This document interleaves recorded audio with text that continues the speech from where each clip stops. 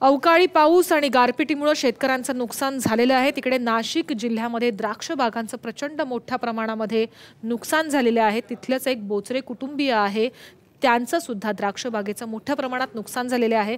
पाहुयात कशा प्रकारे हे सगळे जण या नैसर्गिक आपत्तीला तोंड देत आहेत। निफाड तालुक्यातील देवगावचे बोचरे कुटुंबीय घरात मोठ्या मुलाचं लग्न असल्यानं शेतातली सौदा झालेली द्राक्ष बाग लग्नानंतर काढण्याचं ठरलं। 27 फेब्रुवारीला लग्न झालं आणि त्यानंतर लगेचच 1 मार्चला निसर्गानं अवकाळी रूपात अवकृपा दाखवली। वादळी वाऱ्यासह आलेल्या अवकाळी पावसानं होत्याचं नव्हतं केलं। संपूर्ण 2 एकर द्राक्षबाग जमीनदोस्त झाली। 30 रुपये किलो दरानं विकलेली द्राक्षबाग आज कवडीमोल भावानंही कुणी घ्यायला तयार नाही। लग्नासाठी तर आनंदात लग्न साजरा केलं, इकडून तिकडून पैसे वगैरे उसने आणून लग्न साजरा केलं का याच्याच बेसवर केलं तर द्राक्षाचे की द्राक्ष आपलं गेल्यानंतर जे उसनवारी घेतली आपण ते लोकांना देऊन टाकू। म्हणजे 4 ते 5 दिवसामध्ये आपण लग्नामुळे सौदा झाला 30 रुपयानं द्राक्षाचा।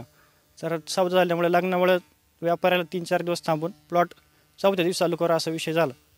सलग 3 वर्ष द्राक्षबाग पोटच्या पोरासारखी सांभाळल्यानंतर आज तिची झालेली अवस्था पाहून बोचरे कुटुंबीय हताश झालेत। बाग उभारण्यासाठी काढलेलं सोसायटीचं कर्ज, खतं आणि औषधांसाठी कृषी सेवा केंद्राकडून घेतलेली मदत आणि लग्नासाठी घेतलेले उसने पैसे आता कसे फेडायचे ही चिंता बोचरे कुटुंबियांना सतावतीये।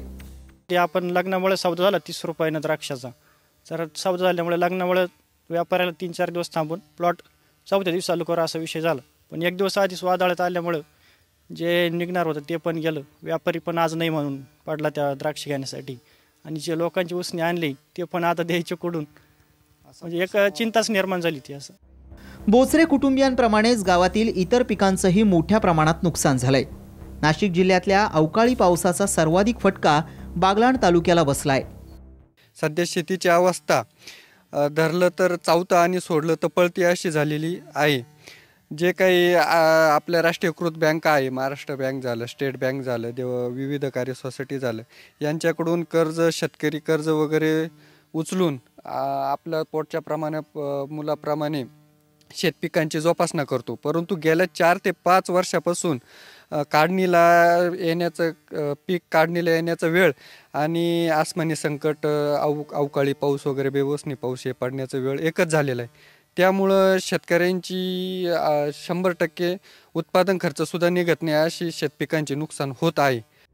नाशिकमध्ये पीक निहाय किती नुकसान झालंय ते पाहूयात।